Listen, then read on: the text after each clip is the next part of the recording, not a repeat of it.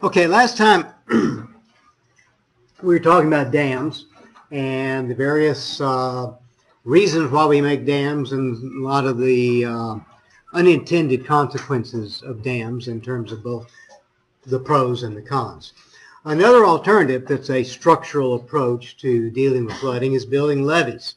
And of course, the idea of a levee is to raise the margins of the channel to increase the cross-sectional area, thereby containing that portion of the flood discharge that otherwise would have spilled over and flooded the floodplain.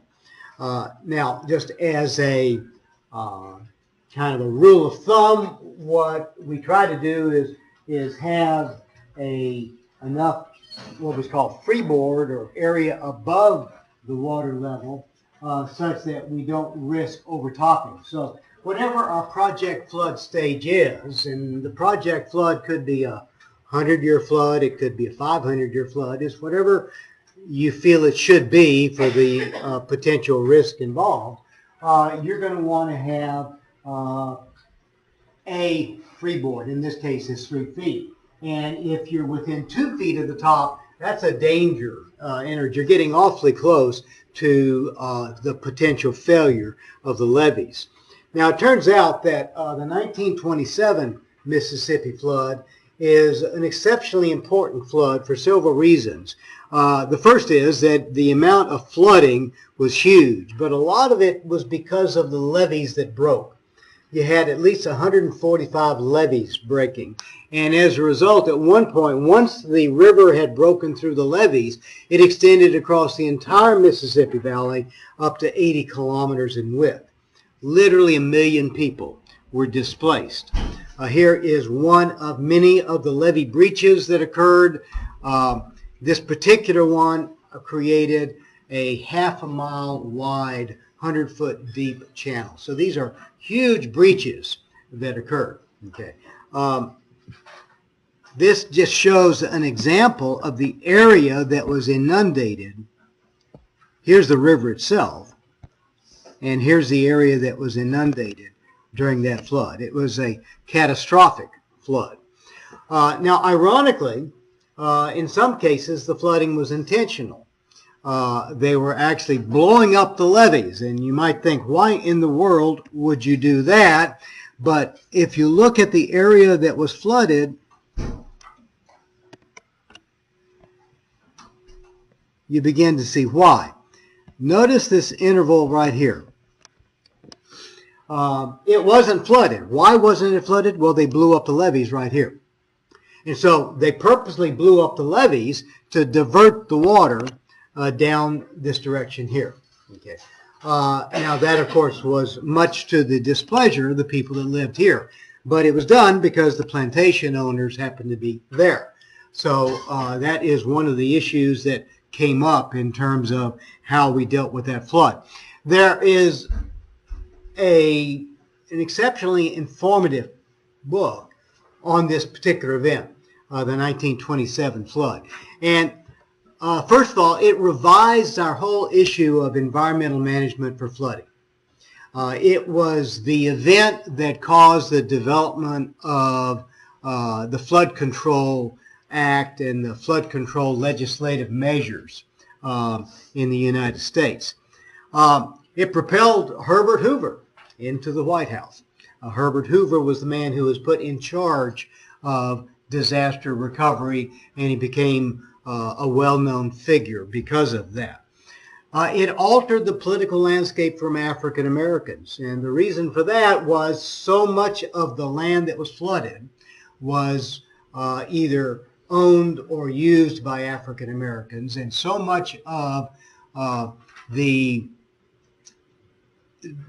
unpleasant events that occurred associated with this flooding was aimed towards African Americans that there was this huge migration to the north.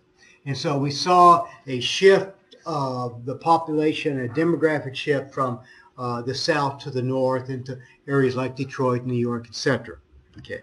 And lastly, it expanded the role of government in crises. It became quite apparent that at this point, there are certain events that cannot be dealt with adequately with local response. That the government has a role, particularly in these catastrophic events, and this is one of those that led us to realize that. Okay, I'm going to skip this. Just by comparison, we talked about the great 1997 flood. It displaced 75,000 people. 700,000 were displaced in the 1927 flood. Almost twice as much the area, 2.5 times the flood discharge, 3 times the structural damage, almost as much economic damage, but of course you realize that the Mississippi Valley in 1927 was not as developed as it was in 1993, and of course 5 times the loss of life. So even though we talk about the 93 flood, the 27 flood has a permanent place in U.S. history in terms of catastrophic natural events. Okay. You also can't talk about catastrophic events without talking about Hurricane Katrina. Now, Hurricane Katrina was not a flood associated with the rivers, but rather it was a flood associated with respect to New Orleans, associated with breaching of levees. Okay. And so with the breaching of levees, and in this case combined with the storm surge associated with Hurricane Katrina, we had catastrophic flooding, leaving the city in 10-foot or more water depth. Okay. Now, without going into Katrina too much, what was quite clear was that the levees did not, were not properly designed for the flood, in this case the coastal flooding, as needed. And so we had to go and look at why the levees failed. Okay. Now, in general, levees fail for the following reason. There is there's an underflow of water. We've got an elevated pressure head from the river, or in Katrina from the ocean, and that causes a flow such that there is a seepage in the landward side of the levee. Okay. And that seepage is shown up there. You see that you're beginning to have a wet area, and that can actually cause the undercutting or eventual failure of the levee. So you don't want that, and so you want to somehow prevent that seepage from coming through. You could quite literally, and if you're in a hurry, you would just put a bunch of sandbags there to try to prevent this. Okay. In a more long-term sense, you might try to have an impermeable seal. This is what's called a seepage berm. The seepage is coming through here. What's shown here is the idea you've got some kind of a clay, perhaps an impermeable layer. You've got a relatively permeable levee here. You probably had capped it with something like clay to try to prevent it from going through there. But here's where the problem is. The water comes from underneath, and so we've gotten a pile of impermeable sediment that we built up. Okay. Here we've actually put in a vertical barrier to, again, it's called a cutoff wall, to prevent the underflow here. So what we're trying to do is prevent that underflow from emerging on the distal side. So here's new berms. We might have some boulders here. These are the kinds of things that you would try to do. Now, also let me remind you, seepage is the main problem, but in a really poorly built levee, we could have seepage to the levee itself. Now, you may recall that I mentioned in the 93 flood, most of the levees that failed were built by local or regional municipalities. They were not built by the federal government. The standards simply weren't up to snuff. So we've got to recognize that not all levees are built equally. I'm going to skip this part. This basically talks about ways to improve levees in the future. And our goal is to have a levee. Okay. And if that levee is accredited, then what happens is areas that were formerly in the floodplain but are now protected by an accredited levee are no longer considered in the floodplain. Now that's a real advantage for things like floodplain insurance. So what does that mean? Well, here's the, let's say, here's an area that, here's an area that might have been flooded. Okay, we built a 1% levee. Now what that means is that levee has been properly engineered to have 3 foot of freeboard on the 100-year flood. Okay. Now, we could also have a levee way over here. That's the 500-year flood, 0.2% levee. Okay. Here's a 50-year levee. Okay. This area here is now outside the 100-year floodplain. It's exempt from the insurance requirement because we have an accredited levee that's been built to withstand that 100-year flood. Now that means, and there's just a whole bunch of things here, but it means it's got 3 foot of freeboard, it's got embankment to prevent erosion, it's got things to prevent seepage. Notice, a plan to assess the potential for subsidence. Subsidence is always bad because those levees are low. And that's in part the problem around New Orleans. New Orleans is sinking, so too are the levees.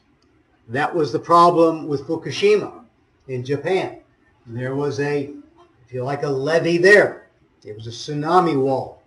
And the problem was it sank. Okay. So these are all things that you need to have to be accredited. And you don't need to necessarily remember this, but I want you to think about what it is you worry about with the levee.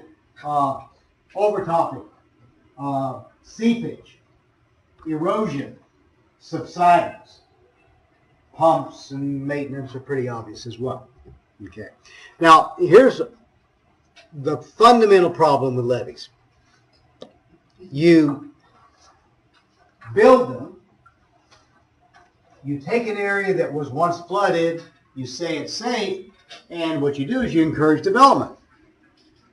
The bad news is they fail. Or better said, they can fail by any number of things. So you want to prevent this. This is what you want to prevent. The problem is that we rarely have accredited levees. And so much of our development in floodplains has been in the past especially, but even now, encouraged but without reason or without justification. And now what that means is when that levee breaches, you're no longer flooding a farm, you're flooding a subdivision. So the economic losses are much greater because we've encouraged people to build in what we were previously hazardous areas that we thought were now safe, that in a big event, they're not. Now consider what we've talked about with the 100-year floods. Remember, the project flood here is a 100-year flood. Well, we've been having 500-year events. Now, is it just bad luck? Or is it maybe that the flood frequency or magnitude is getting greater? And if that's the case, even accredited levees are no longer going to handle the kinds of floods we've had 2 or 3 times here in Houston. Okay, so just think about that. Now, we can modify the channel. We talked about this when we talked about Manning's equation.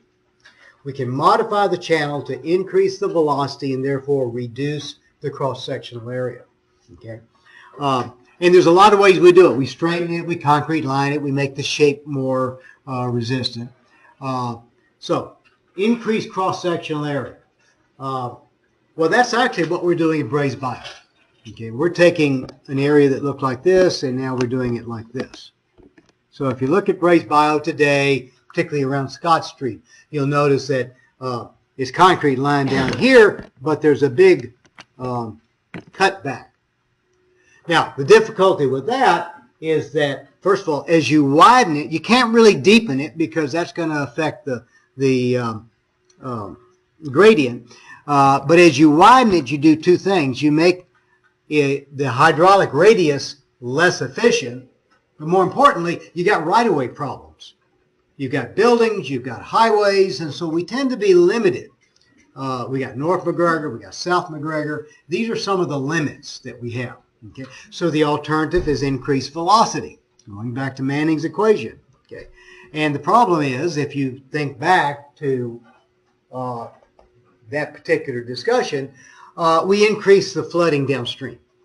Increased velocity downstream, or rather increased velocity upstream, means decreased velocity downstream.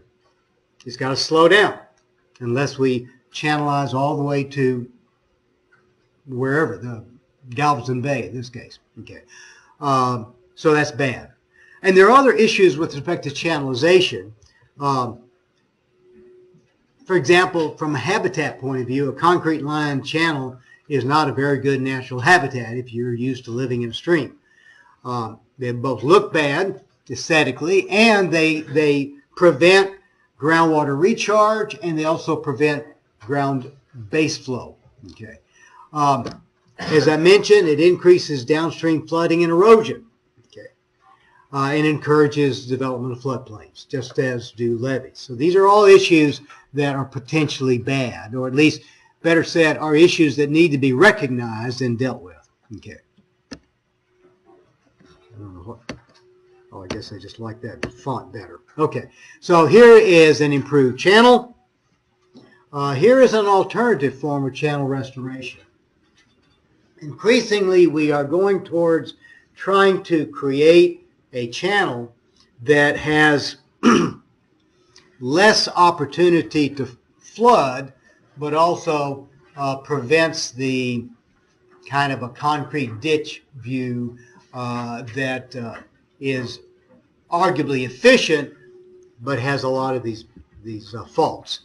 Now, to do that, we go back to this idea of a graded river in a more general sense. That is, that slope and channel characteristics adjust themselves to the discharge. And so we want to mimic those characteristics. So if we look at a meandering channel like Brays Bayou, we might think about what does Brays Bayou have, or what do meandering channels have that we could replicate? And so we could create a modified meandering channel that is less likely to erode, but also handle increased discharge. Now, one of the things we recognize is that as a river meanders, we have areas where it's eroding on the cut bank, in areas where it's depositing on the sandy side. And then it switches. Now we have an erosional area on the other side. And there's a zone in between where we go from erosion to deposition. And that actually is what we call a pool, where there's erosion, and a riffle, where the deep part of the channel crosses over. So the deepest part of a meandering channel is going to be against that cutbank. And the deepest part of the next meander is against the cutbank. And then it gets more shallow as it crosses over from one meander loop to another. Okay? And you can see that in the picture here. Okay? That turns out to be really important to try to mimic, because, and this is in your book, so I won't go into it, because if you reproduce that, you not only facilitate the channel maintaining its course, but you allow a variety of habitats. Okay, because if you are, notice here's an artificial pool and a riffle. Okay, here we are. If you reproduce that, what you find is that, particularly during the low flow stages, these pools are little oases of water. And so if it's uniformly of a uniform depth, you could have an entire channel going dry. Whereas if you have these deep water portions and shallow water portions, then you allow for different types of habitats. Okay. Now going back to this restored channel, notice it's not completely natural, because what we've done is we put riprap on the cutback. We want to really try to prevent the erosion. Okay. But if we get the spacing right and we reproduce that pool and ripple morphology, then we are basically creating a pseudo-natural channel that is graded or in equilibrium to the elevated discharge that we're planning for. So increasingly, this is what we're working towards in terms of channel restoration. Okay. Here's just an example of that. Zero at-risk development. What does that mean? Well, it means let's actually remove the concrete, try to minimize the floodplain, and create better habitats. Okay, so here we're trying to create a habitat. Here we're removing the concrete, and this is what it was like before, and this is what it's designed to look like later. Okay, try to mimic nature, kind of like mimicking the floods. Remember, one of the problems with building dams is that we reduce floods, and of course there's one of those duh moments, because that's what we wanted to do, but there's some negative impacts on that as well. Okay.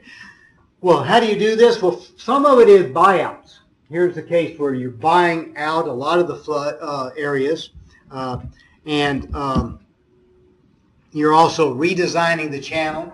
And another thing that you'll do, I'll talk about a little later if I have time, is you keep a buffer of trees. And you want those trees along the edge because they not only provide shade for the aquatic habitats, but it also helps to prevent erosion, and also actually helps to prevent groundwater, or rather surface water pollution, for reasons I'll talk about later.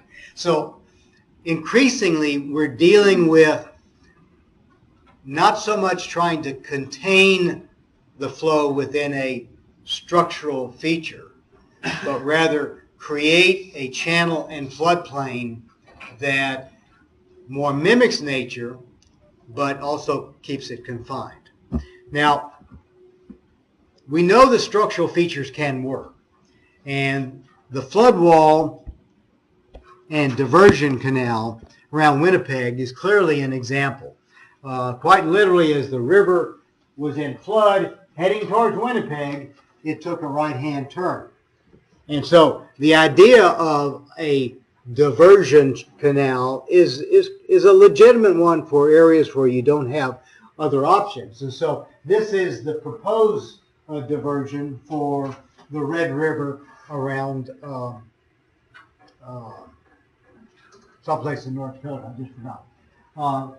But you see what you've got. You've got a floodway, you've got levees, and these are you've got recreational enhancements. So you basically make a artificial meandering channel that can completely contain the overflow in the event of a catastrophic flood. We actually have that using natural rivers in the Mississippi, because it turns out that the Mississippi actually wants to divert and flow down the Atchafalaya River. And that process where the river completely changes its course is called avulsion. And it's done that repeatedly throughout the last few thousand years. And when the river changes its course, it means that the former course of the river has become abandoned, or at least beheaded, to the point where there's very little fresh water going through it. Now, if you're Baton Rouge or if you're New Orleans, you don't particularly want that to happen. Similarly, if you live down here, you might not want that to happen. So the USGS has spent a huge amount of money to try to have a control system right here, the Old River Control System. And there's a spillway here. And what they try to do is to adjust the flow so that when there's too much water coming in, instead of blowing up a levee, and just flooding farms. You actually divert a portion of the river down the Atchafalaya. So that's the, if you like, a natural diversion channel. Okay? And there's a couple of other spillways that divert the river water into Lake whatchamacallit, and there's some others as well. So we're using this idea of diverting the river in events, but of course you got to have a place to send it. Okay. Now there's another way of looking at this. Instead of dealing with the problem flooding downstream, is look at it upstream. Can we at least minimize the impact of urbanization, which is to decrease infiltration and increase runoff, by having detaining the water, that excess water, due to urbanization on site? So here are a variety of places where in a basin we might have some kind of a detention. Here's the shaded areas or the development, and then we've got some kind of detention. Now what that is, if you like, a temporary storage pond. And so you have water going into that storage pond, and you allow that storage pond to fill up. Now you don't keep it there forever. You actually have it come through, but more slowly than it would otherwise. So you delay the flow of that water to the river. And in doing so, you take a hydrograph that would look like this, and you spread it out over a longer period of time. So just as if you increase the speed of runoff, you increase the peak discharge. If you decrease the speed of runoff, you decrease peak discharge. So that's one of the main things we're doing now to try to reduce the impact of urbanization. Okay. Here is just one example. You got them all over Houston. Once you realize what they are, you see them everywhere.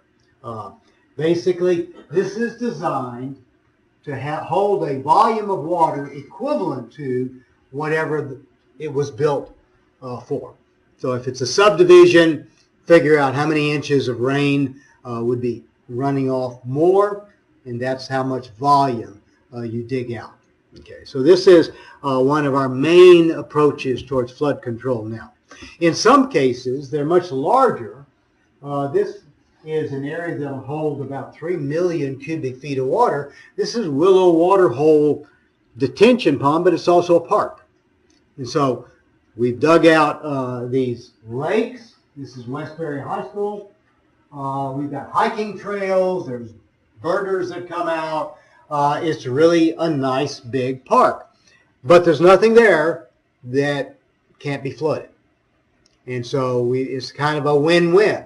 Now, there was some developments. It did require buyouts. There are old apartments that are no longer there, but we've replaced it with parkland and a way of decreasing flooding. Okay. Now, we know that you shouldn't build on a floodplain, but we do. There's some discussion as to how much building in the floodplain increases the flooding in the floodplain, but certainly it does. But we've got a lot of problems with just history. We're already on the floodplain. Okay, so a lot of what we're trying to do is to deal with an existing population in flood-prone areas. So we have our maps, and this particular map shows the 1% floodplain and the 0.2% floodplain. Okay. And fortunately, I live right about here, so but I still have flood insurance. So what are we going to do with people that live in these areas? Well, we're not going to kick them out. That's pretty clear. And in fact, we're going to offer them subsidized insurance. The problem is we're spending a lot of money on that subsidized insurance. The original idea of flood insurance was that it would pay for itself. The premiums that everybody pays in will pay for the payouts for those few people that are flooded. Well, in 2012, it finally got to be so out of balance that Congress passed an act to raise rates to better reflect the flood risk. Okay.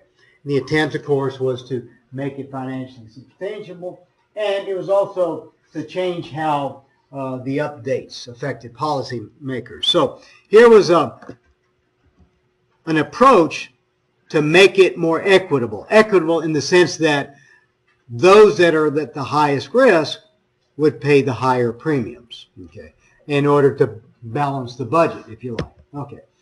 Well, you might expect that some people got upset, and in fact, a lot of people got upset because those people that were in the 100-year floodplain saw the potential for a big increase in their insurance. And so the legislators came in and said, let's not do this. So let's kind of put a hold on things. We're going to prevent you from having certain rate increases while we think about it. Okay? And so the Homeowners Flood Insurance Affordability Act repealed a lot of it, made grandfathering of rates more, and so basically it satisfied the people that were thought they were paying too much, but it really didn't do much to prevent people from building in the floodplain. Now this is here's what you were up against. You were up in some cases 25% annual increase in floodplain insurance until you got the full risk, and the full rate might be 5 times as much or more. So there were some really difficult rates here. Okay. Congress put it on hold. With the new administration, we think that hold is going to be taken off, and we'll probably see this Floodplain Act reenacted. Because what happened was they said, we're going to delay implementing this until we get something better, and it looks like they're not going to be able to get something better. So you'll be reading in the newspaper in the next few months, well, literally last Sunday, talking about this particular flood insurance reform. And it seems likely that one of the big disincentives about building in the floodplain will be this particular flood insurance program. Okay. Now, okay. Flooding is a huge issue with rivers, but it's not the only problem.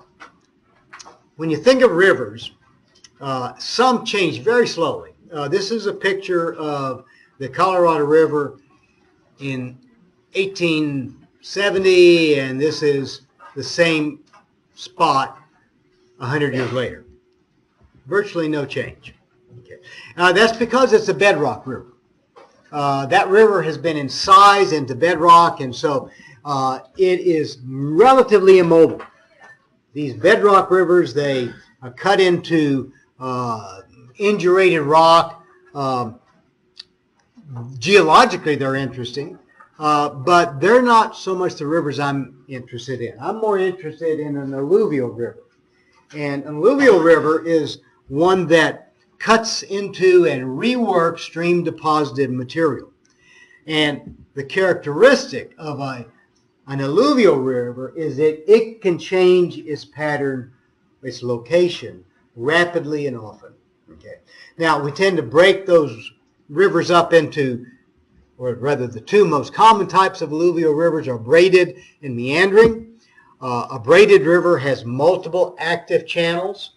A meandering river has a single active channel. Most rivers are meandering.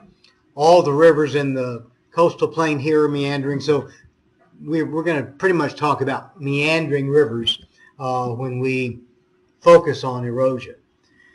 Now, it turns out that rivers are often the political boundaries for cities, counties, states, and countries. That's not good, or rather it's potentially not good, because they do move. Okay? And how they move is one of the things that we need to understand if we're going to try to either prevent them from moving or adapt to their moving.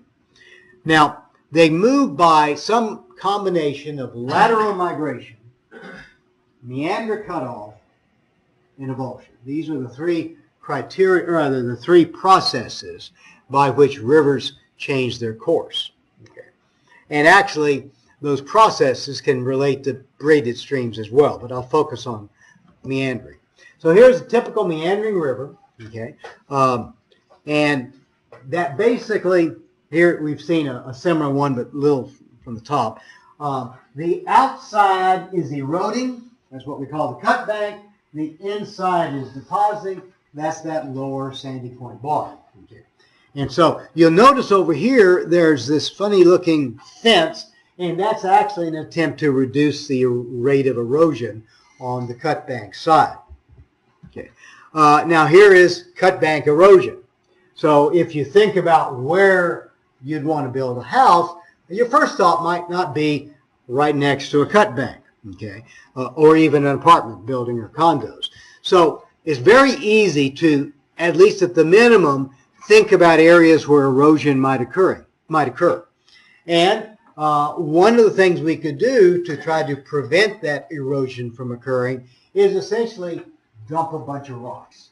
It's called riprap, and that basically is to slow down or prevent the erosion.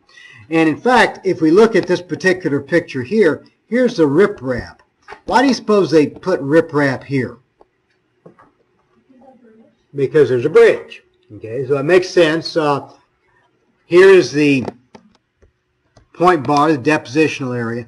But take a look at where the vegetation line is here, and you'll actually see some poles here. This was the location of the river when they put the riprap, but they only put the riprap to here.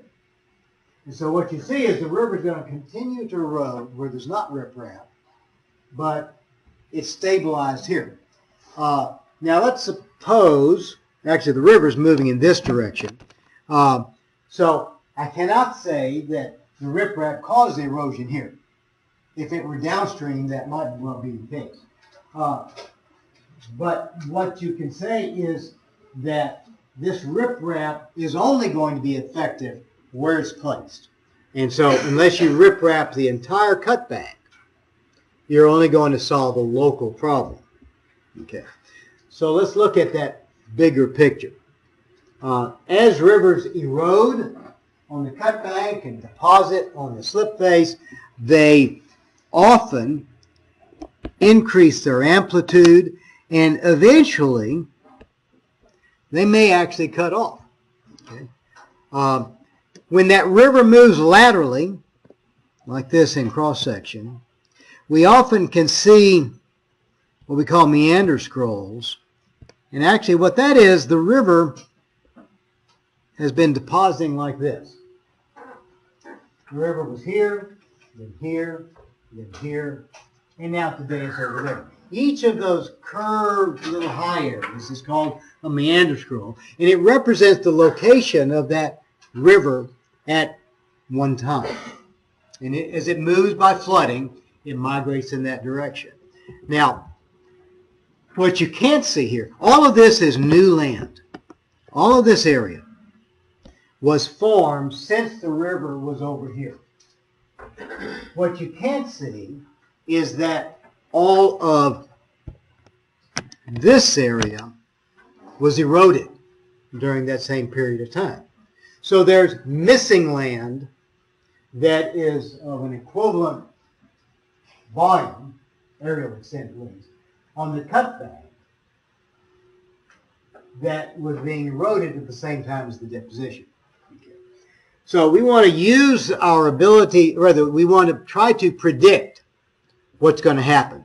Now, what's going to happen in this case was that the Mississippi River cut off, and it formed an oxbow. It formed these lakes all along in here. Here's the scrolls, and see this area here? That's an abandoned river. Okay, so here's those meander scrolls. In this particular example, the river is merging, and eventually it cuts itself. So we've got meander cutoff is a second way in which the river can move. It can move by lateral migration, or it can move by meander cutoff. Now, it turns out those two different processes are covered by two different laws in terms of ownership. If you were living on the cut bank and you lose your land here because of lateral migration, that's too bad. On the other hand, if you gain land by lateral migration, that's your gain. If, however, there's a sudden cutoff, meander cutoff, land doesn't change its ownership. So, among other things, the differentiation between lateral migration and meander cutoff has some significant legal implications. Here are simply some examples of the location of the Brazos River at different times. Here you can pretty easily see where the river was, and eventually right here at that neck, it just cut it off. Okay. Now, another process that occurs during floods, in addition to erosion and deposition by lateral migration, there's deposition during overbank flooding. And so when that flood crests, it's not only flooding a floodplain with water, it's depositing sediment. Now, it might be a thin veneer of mud in much of the floodplain, but the coarsest sediment that's spilling over is going to deposit right on the shoulders of the river itself. And so we got the thickest and coarsest sediment forming a kind of wedge during a flood. And in this particular example, the river is not migrating, but we've got more and more flooding, and so the levee is getting higher and higher. So that levee is coarser to finer here. There's a difference in permeability, and also it's getting higher and higher. Okay. So if we look at a floodplain, there's a lot. Now we're thinking about a geologic floodplain, not a 100-year floodplain. A floodplain made by the meandering of a river over time. There's a lot of pieces to that puzzle. There's the active channel today. There are point bars that are forming by that lateral migration. There are old oxbow lakes formed by meander cutoffs. There are natural levees that are fringing the river. There is the flood basin itself, that flat area extending beyond the migrating river. Sometimes there's what we call a Yazoo tributary. That's basically a smaller river that's kind of traveling down the side. River floodplains are pretty complex. And when you look at them from the air, you realize rivers move. And so the idea that that particular river should be the boundary of some place is pretty naive. It also says the physical properties of this floodplain are very heterogeneous. There's clay and sand and silt and all sorts of combinations. Now, from an engineering or environmental point of view, or from an engineering point of view, that means the erodibility and the nature of the foundations, the strength of the foundation, vary depending on if you're here or here. From an environmental point of view, the habitats vary. And from a petroleum or geologic point of view, that means the potential reservoirs, if we buried this thing 20 million years ago, that heterogeneity is something we need to look at as well. So we look at modern rivers for a lot of different reasons. Now, if you look at the Red River is the boundary between Texas and Oklahoma. Well, actually, no, it's not. The red line is the boundary between Texas and Oklahoma. What this tells me is that when there's two things. Either the surveyors were drunk as a skunk and they just kind of got lost, or they really were following the river at that time. But the river's changed. For example, here, the river changed by lateral migration. Here, the river changed by meander cutoff. Here, it was meander cutoff. Okay, so we see that there's a significant problem here with respect to a state boundary. Okay, and in fact, they just recently redefined where the boundary was going to be in order to try to eliminate the fact that sometimes Oklahomans were living well into what the Red River would have said is Texas. Okay. Now, let me just give you one example of why this is an important environmental issue or engineering or general issue. This particular concept, erosion, meander cutoff, Oxbow Lake, it's been in every freshman textbook at least since 1880 that I could find, and I suspect from 1849. Okay. This is an event that occurred in 1994. Big flood on the San Jacinto River. Okay. Now, the river decided to try to cut a meander cutoff. It cut a new channel through here. Okay. Didn't quite become permanent, but it was a big channel, 100 feet wide, 15 feet deep.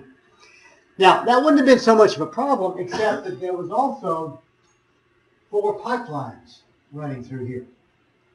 Now, those pipelines were built according to standards for the National Transportation Safety Bureau because they ducked down underneath the Red River. They literally went down about 70 feet and came back up.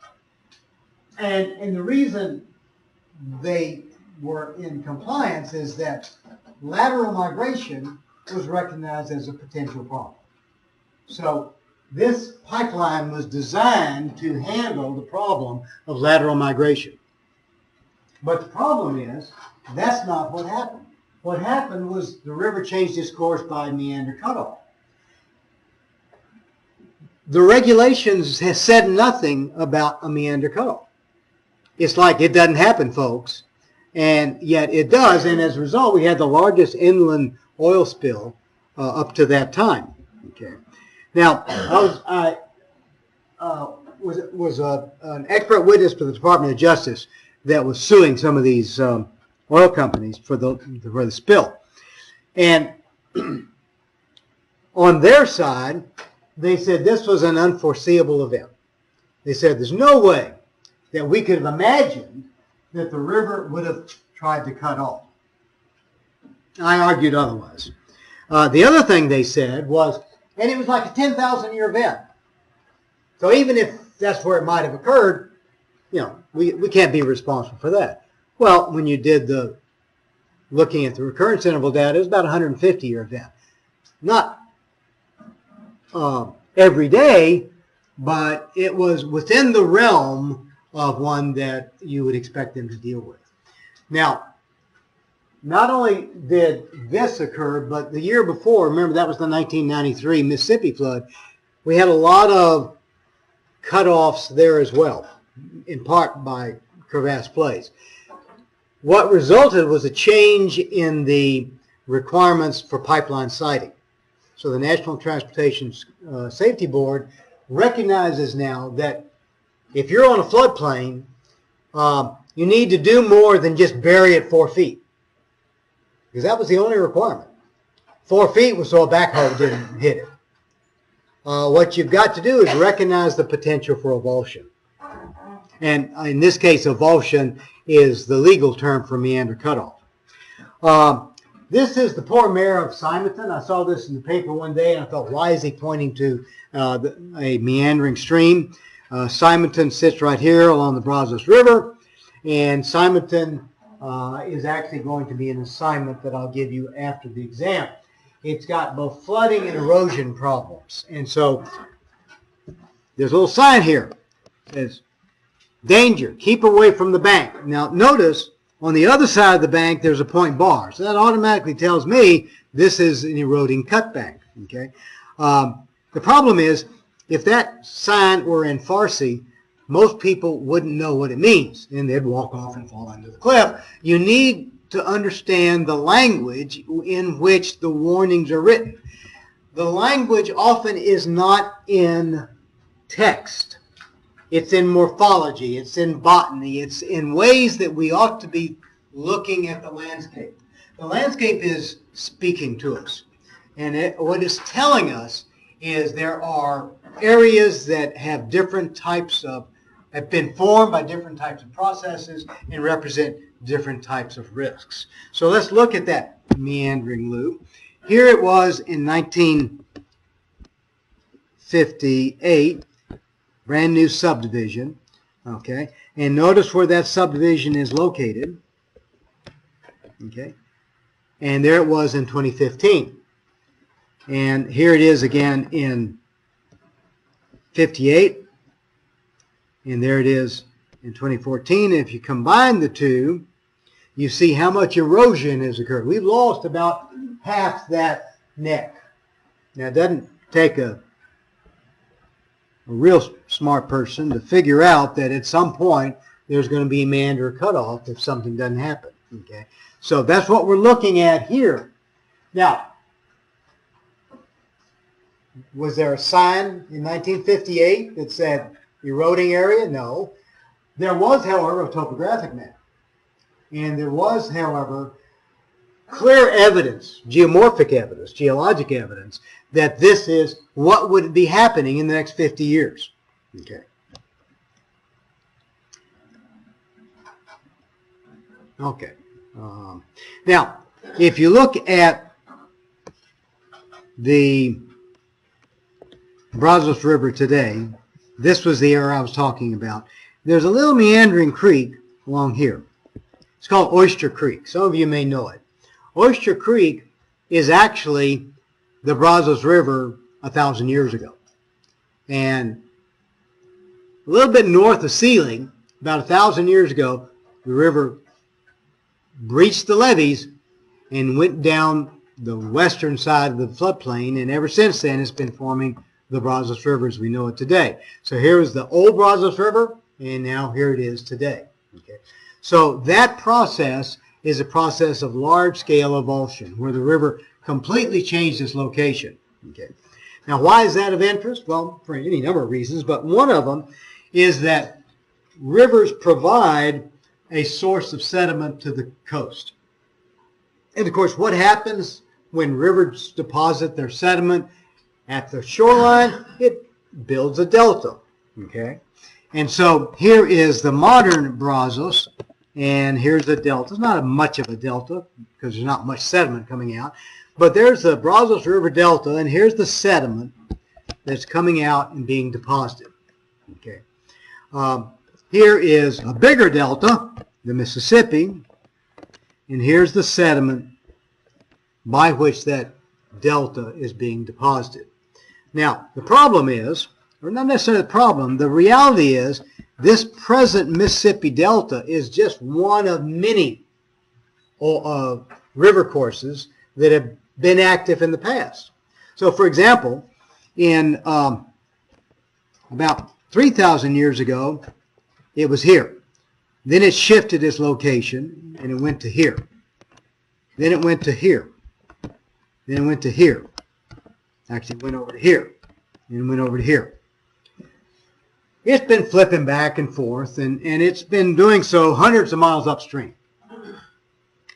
What's important here is what happens to a delta when it's beheaded. Because this delta here is now completely submerged. This delta, on the other hand, is still forming. Okay. When you reduce the load of sediment coming down a river because the river is cut off, that delta will begin to subside. And the reason is that delta is on a lot of water-saturated mud that's basically compacting due to weight. And what happens when things subside along the coastline? It floods. And so there's a constructional phase of deltas and a destructional phase of deltas. And the destructional phase is one of erosion and subsidence and flooding. Okay. That usually is bad for most people. So that is why we're so concerned about the Atchafalaya today. The Atchafalaya wants to become the next Mississippi Delta. Baton Rouges, is that the word? New Orleanians, they don't want that to happen, okay? Because there are very negative consequences should that happen. Corps of Engineers is desperately trying to prevent it from happening, okay? But even without the diversion, we see how much land is being lost due to subsidence. We're losing marshland all around Louisiana. And it's a serious ecological issue. And it's an important question as to why. We know there's natural subsidence. We also know that there is at least some relationship with respect to human-induced subsidence. We talked about that earlier in the lecture. Okay. We know that there are trenches in the marshes that have caused oxidation, and oxidation results in compaction of the peats and flooding. Okay. So Louisiana has a problem whether or not the Atchafalaya Delta takes over or not. By the way, the Atchafalaya Delta is sitting right here. It's actually growing. Okay, we'll skip this. Now, back in '73, FEMA began to realize that it's not just flooding that is causing claims. It's erosion. And so they decided to try to deal with the issue by creating mapping erosion hazard areas. And by the way, this is both for the coast, erosion along the beaches, as well as erosion on rivers. And it would be analogous to their floodplain maps, except we would also have, in addition, a specific overlay, if you like, that would be a riverine erosion hazard area. Okay. This is just for fun. I usually lead with this. Waterfront property isn't always worth the view. And what we're trying to do is to anticipate where that shoreline or riverline will be. Okay. Turns out about a third of the nation's rivers are experiencing severe erosion. And we're looking at almost $500 million of erosion-related damages. And about half of those are happening in just certain areas. So this is clearly an issue that, like flooding, flood-related erosion is one that geologists and engineers or environmental scientists are dealing with. Okay. The problem is this is actually harder to delineate than is flooding. Erosion can cause damage outside the floodplain. Okay, so that's the first problem. It's more than just the floodplain. And unlike flooding, it destroys the property as well as the structure. If your house is flooded, even if you have to level it, you've got the property. Now, what you do with it's a separate question, but maybe it's bought out. Okay. If you lose it by erosion, it's gone. And it isn't necessarily something that happens only in the really big but rare events. Cumulatively, erosion can be going on due to small floods that we never consider as a damage or as a danger for flooding per se, but the erosion continues to work its way through. Okay. So what are we going to use as our equivalent of a 100-year floodplain? Well, we're going to define this hazard area as an area where erosion or revulsion could cause damage or loss within a 60-year period. Okay.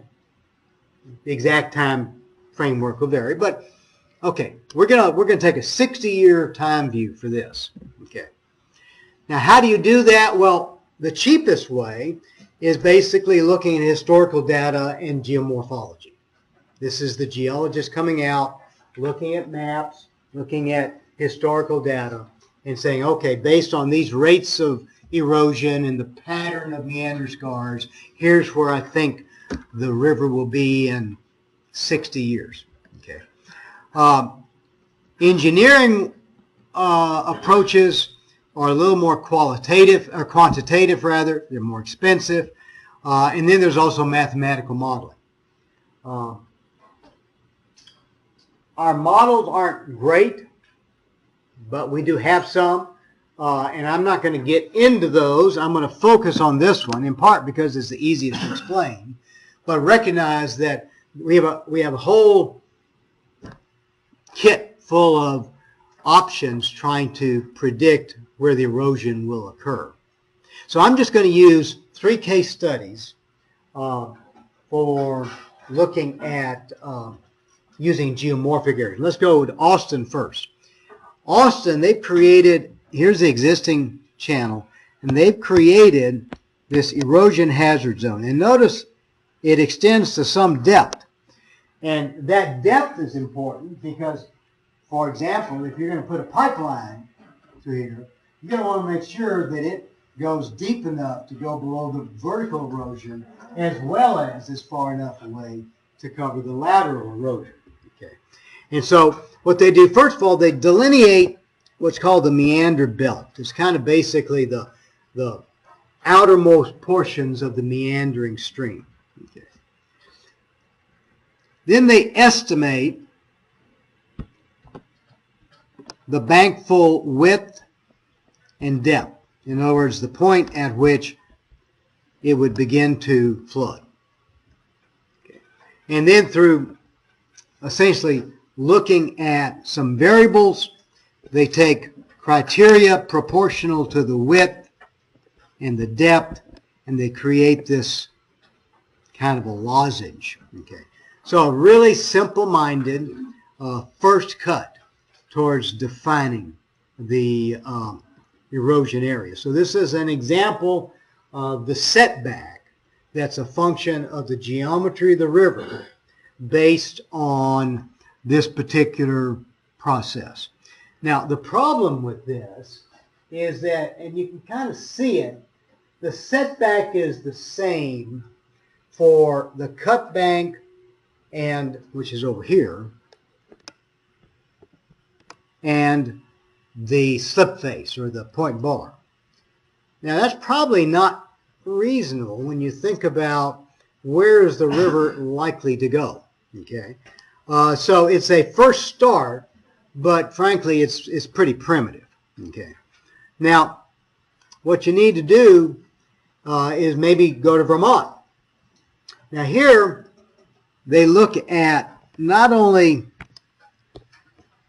this area here, the river meander belt, okay, but they also will extend it a little bit beyond the cut bank because of landslides, and they'll then tack on about 50 feet for what's called a riparian barrier. And the riparian barrier is, again, those trees and other things that are meant to try to stabilize the margin. Okay. So here they say, all right, we've got a river corridor that consists of the erosion hazard, also modified for landslides, and a buffer. So we've got the river corridor. Now, this actually is a pretty good model if I can make one proviso, and that is that the river meanders like this. Now, that's called translation. And the way you recognize translation is by looking at the meander scars, and they're eroded on the upstream side and parallel on the downstream side, which means that if you delineate that meander belt, that's probably a pretty good constriction as to where it's going to be in the near future. Okay, and we actually see that right here. This particular river is migrating by translation. And so if we draw this line here, probably the erosion will continue in this direction. Okay. Not all rivers do that. Sometimes they get larger in loops, and so they're migrating in many directions. So you can't assume that the river is going to stop here. Chances are it's going to also expand there. So by looking at the meander scars, we can tell whether or not this approach would work. And it'll only work if the river is migrating by translation. That is to say, constant amplitude downstream, not increasing in amplitude. And ironically, an increase in amplitude is the example we use when we look at these meander cutoffs. So that suggests that you need to take into account the variability with which this river has in the past moved. And this is the type of variations we might look at. So in some cases, the width of the meander belt is good. Other cases, it's just a beginning. Okay. Oregon is probably the best example. It's called a channel migration zone that they've delineated. So the first thing they did was map where the channels were from 1939 to 2005. Okay. And so let's look at that. That is the historical migration zone. Now they're going to look at avulsion hazard. So they're going to take a look right here. Notice how this is an area where a meander cutoff could occur. Notice here. This is an area meander cutoff could occur. So they say, okay, this is an area where we think there may be an avulsion. Had we done that along the San Jacinto River, we wouldn't have had the pipeline rupture. Okay. So now we've got historical migration and avulsion. Then erosion hazard. Okay. And that is calculated based on existing erosion rates as to where this would be in 60 years. And notice it varies a lot. It's real thin here because the river has historically been moving in this direction. Okay. It's wider here. This is the direction it's been moving. And finally, there's a disconnected migration zone that I'm not going to talk too much about because I forget what it is, but the portion where man-made structures have eliminated. Okay, this is an area where there's a levee. And so we're saying, okay, right now you've got some protection, but if that protection fails, you're going to lose it. So this is just the definitions, and here's what it might look like. Okay. And notice along here, this low area coming through here. This old channel. This old channel is one of the places where it's likely that the river would cut through again. And then you've got setbacks. These, by the way, are houses. Okay. So this particular study, and this is another one using the same rationale, notice that there's an avulsion zone over here. That's because it's a former river course, and then it's shifted over to here. Well, it's highly likely that it may shift there again. So this is an area of elevated risk. So we're finally getting to the point where we're defining hazard zones in a better context with respect to the geologic and geomorphic history of the area. And all of these are just geomorphic approaches, but they're looking at how the river's moved. Now this actually is, if you read the book, you'll notice there's a case study in San Bernardino that basically a big area was flooded, and it was a former river mouth. The river shifted to here, they built here, and then the river shifted its course. So look in the book and look at that case study, and you'll see how similar this anticipates that event. I'm going to actually assign a homework assignment after the exam where you'll be working on creating one of these river hazard zones for Simonton. And so I want you to think about how we're looking at erosion and anticipating erosion in a similar way to looking at flooding and anticipating flooding. So the geologist, the scientist, the engineer is trying to present a series of maps that represent risk, probability, and magnitude. And then a planner can decide what's an acceptable level of risk and what are acceptable types of land uses for the risks that have been defined by the scientists. Okay? Any questions? Okay. If not, I will see you next Monday. Be sure and bring a photo ID, bring a pencil, and bring your full mind.